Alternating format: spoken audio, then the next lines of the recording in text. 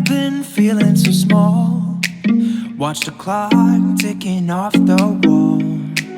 But tonight I'm letting it go. Spend my coin for sure. I'm gonna be myself, or I could be someone else. No one's stopping me now.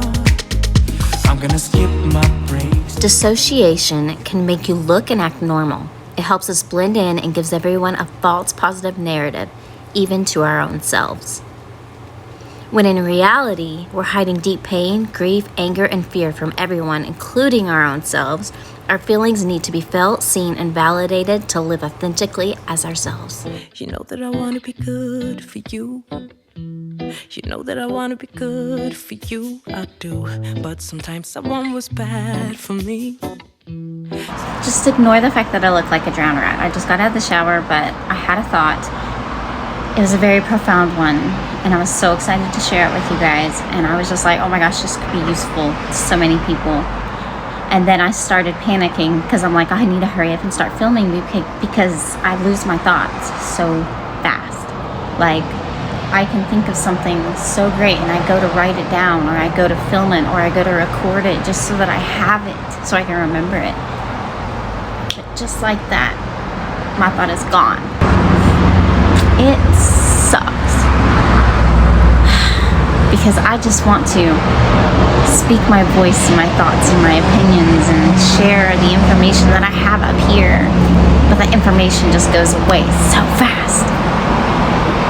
Because of trauma, because of damage done to my brain. And that just upsets me so much because I wish I could remember what it was, but I guess the video turned out being me thinking of something and dissociating and completely forgetting my train of thought, and now I'm making a video about being forgetful. Sometimes I wonder, like, is this how Alzheimer's starts? You get so many traumas in your life that you fragment so many times that you just... My memory is so bad lately. My memory is shot. I will get in my car to go to the grocery store. Then I come back from my dissociated state and I'm at a completely different place, a different store, and I'm like, why am I here? Why am I here? And then I remember something that I needed to get a few days ago. And I'm just like...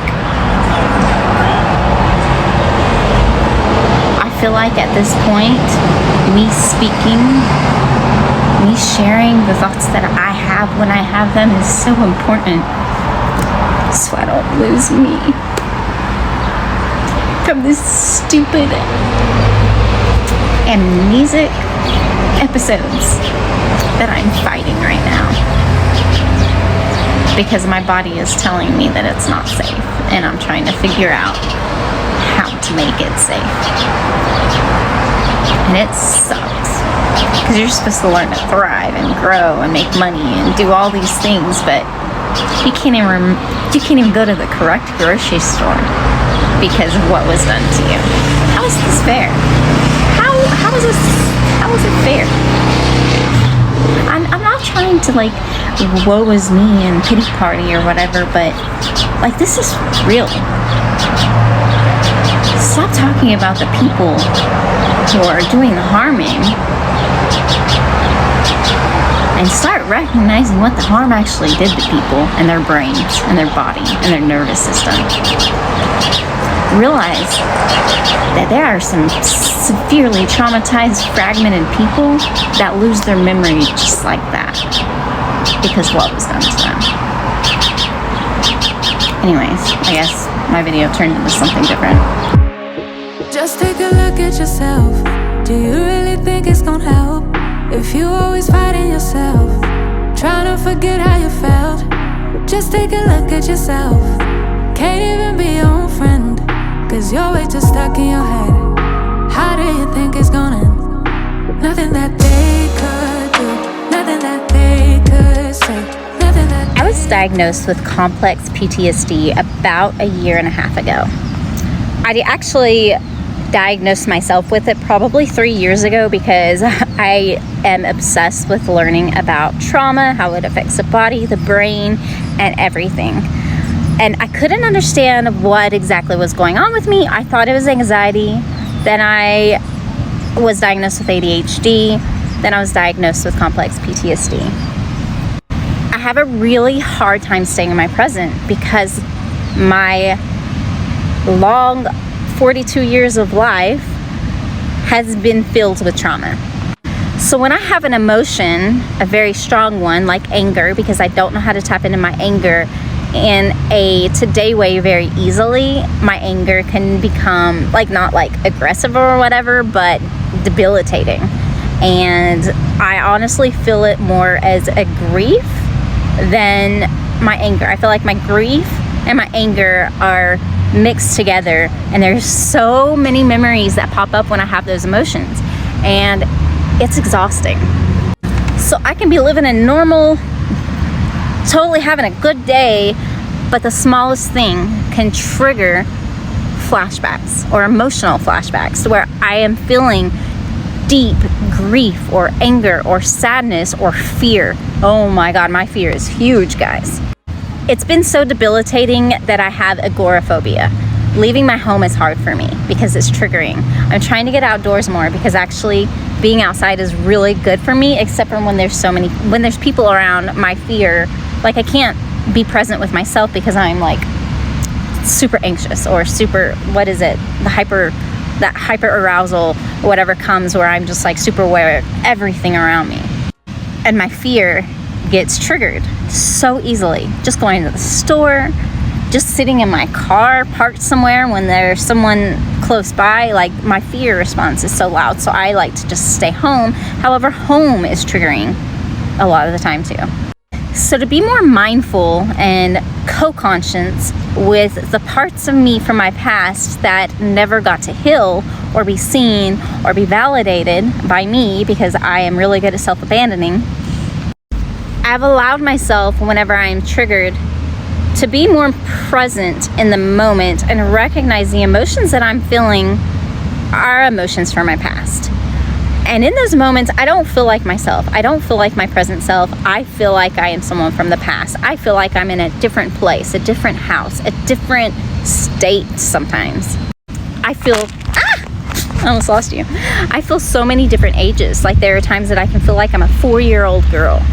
There's times I can feel like an 8-year-old girl. There's times I can feel like an 11-year-old girl. There's times 16, 20, 30, 38, 40, 41.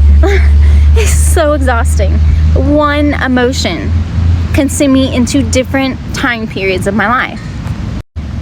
And I pretty much have amnesia when it comes to these emotions and these feelings and these memories, unless I am feeling these emotions. I don't have this history unless the emotions get triggered. Then I feel like I'm going back in time and I'm reliving an experience, or at least my body, my brain feels like it's reliving something in my past, like there is a imprint of my past self that was ignored or dismissed, because that's basically what happened. I would have big, strong feelings and emotions, and they were dismissed by the person who would cause the emotions. So I never allowed myself to feel them in the right way, because they were always turned back on me, and I always felt like I was the problem. So I took that inward. I took it into my body, and toxic shame consumed me. So for the longest time, as I was having a trigger, toxic shame, so much worthlessness, so much I am nothing, so just stupid, ignorant, ridiculous, emotional, delusional, crazy. But now I'm trying to stay mindful in these moments. I'm trying to not disconnect. I'm trying to feel them. And I'm recognizing that is not a 42-year-old woman that is feeling those emotions. That is a child.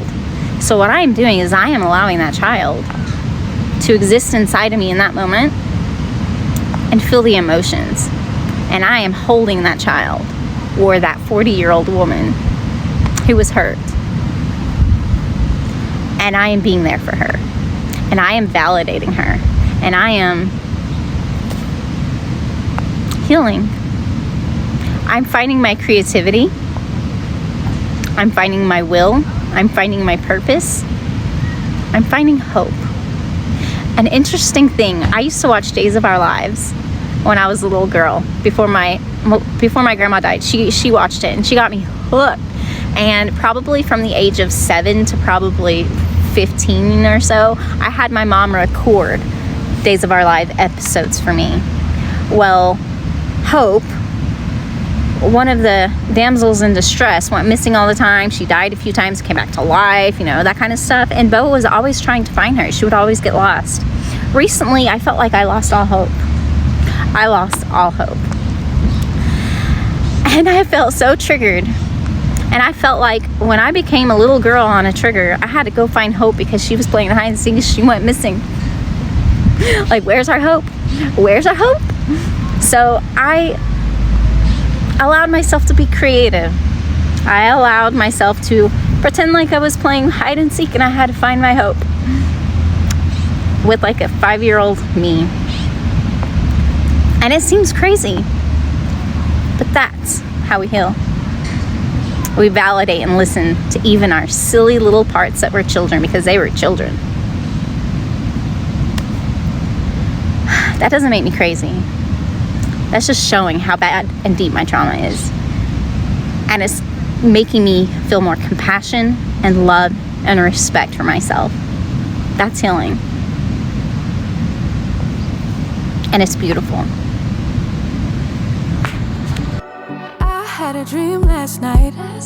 Did everything I never do in real life. I stepped into a room, told everyone to be quiet, cause I mentioned before that I don't have a bedroom because unexpectedly my daughter and her fiance and baby had to move in with me across country. They were in North Carolina living close to her dad, and there was a situation that happened with her dad and she needed a safe place to come, so she moved back to Oregon from North Carolina and is living and staying with me right now, which is great because I get to see the baby and stuff. But it is hard because it's a very small apartment and I don't really have a space. I gave up the master bedroom so that they can have a space because they had a baby and everything. So yeah, I keep my clothes in the linen closet, and for now it works. It's not like the most it's not something I want to do forever, not have a bedroom or anything like that, because to be perfectly honest, I have not had a room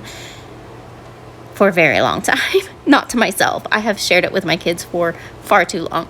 But anyways, yeah, so I am just kind of color coding my clothes. I'm trying to figure out the best way to store my clothes, and I just am not the best at figuring out a good solution right now, but I'm working on it. For the 3 months that I was living with my second soon-to-be ex-husband, they moved into that place when we were doing that 3 months of living together to try to co-parent, and it was very obvious that he did not want me there, so I had to hurry up and find an apartment. I swear, it looks like we have an addiction to soda. There's 7 people that live here, and yeah, we do kind of go through soda really fast. I'm gonna break down the boxes and get them out of here. We had them nice and stacked all the way to the ceiling, but it's knocking down, so they're all over the floor now. It was in a nice organized stack, but not anymore. And yeah, it was kind of a disaster. But we are in this place now, and it is, it's an apartment, and it's nice, and it would be perfect for, less people or whatever, but it's a little tight. We do make it work, but it can be a little challenging sometimes.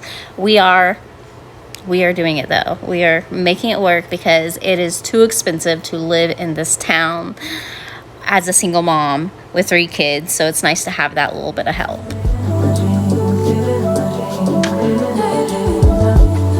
I was really stressed out for the month of August because I didn't think I was going to be able to pay my rent. I did have help from a family member actually to help me pay it because I did not have the funds to do it. But luckily, we were able to stay, and now one of them is working so they can start helping me pay rent, and I think we'll be okay. So I'm feeling a little bit more confident. I'm feeling like I can start decorating the place. We're not going to get evicted. I'm crossing my fingers that this is going to work out, and it has been a struggle because this place and the economy is just insane right now. So it's like we don't have much of a choice. I gave up my business to save my marriage, but it wasn't salvageable. So I am starting from scratch, and it's hard, especially with my mental health and the amnesia, the dissociative amnesia. There are just times that I lose time. I lose days because I am struggling with feelings from my past. But anyways, thank you so much for watching. I hope you enjoyed the video. We'll see you in the next one. Bye. To be quiet, cause I had something to say. Blew everybody away, wear whatever I want. Dressed in a gown, everybody's like, why, where you going? Nowhere special, just going to the store. I think I'd have it all, tell you why every